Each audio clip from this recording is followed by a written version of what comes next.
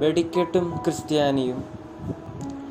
വെടിക്കെട്ടുകാരൻ്റെ മകനെ ഉടുക്ക് കൊട്ടി പേടിപ്പിക്കരുത് എന്ന അഹങ്കാരത്തിൻ്റെ ധ്വനിയുള്ള പഴഞ്ചൊല്ല് ഓർക്കാതെ വയ്യ.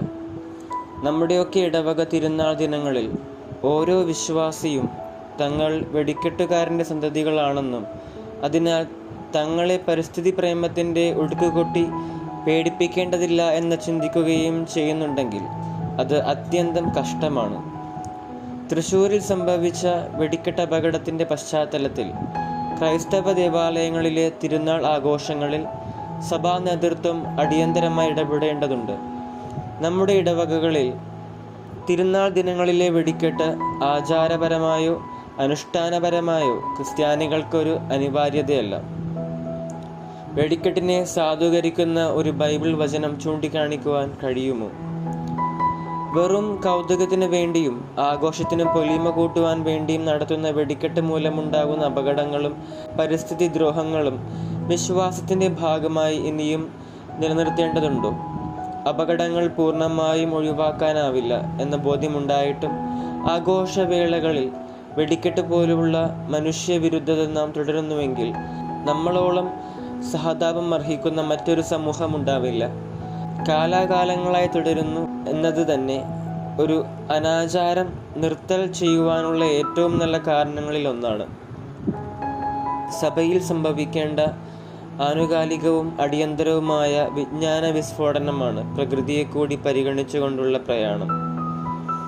ഇതൊക്കെ ചൂണ്ടിക്കാണിക്കുന്ന ശാസ്ത്രബോധവും ചിന്താശേഷിയുമുള്ള ന്യൂനപക്ഷം പരിഹസിക്കപ്പെടുകയോ അവഗണിക്കപ്പെടുകയോ ചെയ്യാറാണ് പതിവ്.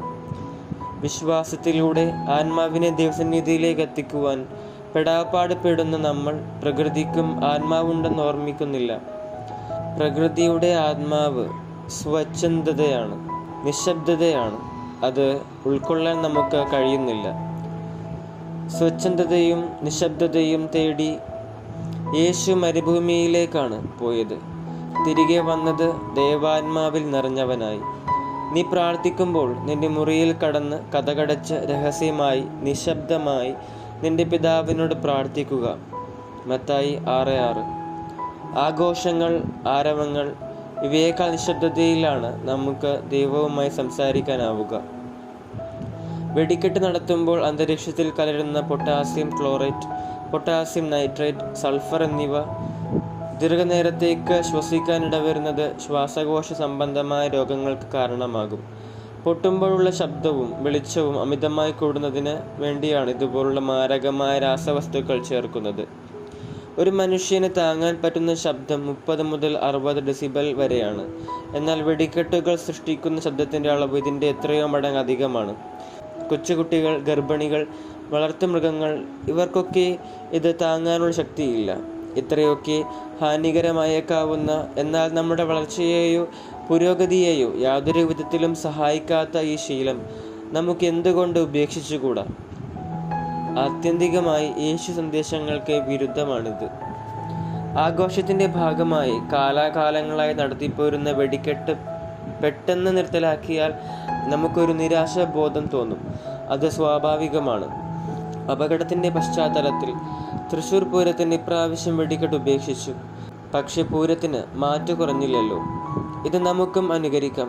പല ഇടവകകളിലെയും തിരുനാൾ നോട്ടീസിൽ ആകാശവിസ്മയം എന്നാണ് വെടിക്കെട്ടിനെ വിശേഷിപ്പിച്ച് കാണാറ്. യഥാർത്ഥത്തിൽ ആകാശവിസ്മയം എന്താണെന്നറിയണമെങ്കിൽ ഒരു ടെലിസ്കോപ്പിലൂടെ ആകാശത്തേക്ക് നോക്കണം. കോടാനുകോടി നക്ഷത്രങ്ങളും ഗ്രഹങ്ങളും ഉൽക്കകളും തീർക്കുന്ന അനന്തവും അവർണ്ണനീയവുമായ ആകാശവിസ്മയം. വിശ്വാസത്തോടൊപ്പം ശാസ്ത്രബോധവും ഉൾക്കൊണ്ട് നമുക്ക് ആധുനിക ക്രിസ്ത്യാനികളാകാം. ഈയൊരു മാറ്റം നമ്മുടെ തന്നെ നിലനിൽപ്പിന് വേണ്ടി കാലഘട്ടം നമ്മോട് ആവശ്യപ്പെടുന്നുണ്ട്. വെടിക്കെട്ട് പൂർണ്ണമായും നിരോധിക്കുക തന്നെയാണ് വേണ്ടത്. ബോധവൽക്കരണവും നിയന്ത്രണവും ഒക്കെ വെറും ഉടുക്കുകൊട്ടൽ മാത്രമേ ആവുകയുള്ളൂ. വെടിക്കെട്ടിനായി സമാഹരിക്കുന്ന പണം ജീവകാരുണ്യ പ്രവർത്തനങ്ങൾക്കായി ചെലവഴിക്കുക. പരിസ്ഥിതിയെ സംരക്ഷിച്ചുകൊണ്ട് തന്നെ ഈ ഭൂമിയിൽ തീർത്ഥാടനം ചെയ്യുന്ന സഭയായി മാറിക്കൊണ്ട് മറ്റ് മതസമൂഹങ്ങൾക്ക് മാതൃകയാവാൻ ക്രിസ്ത്യാനികൾക്ക് ബാധ്യതയുണ്ട്.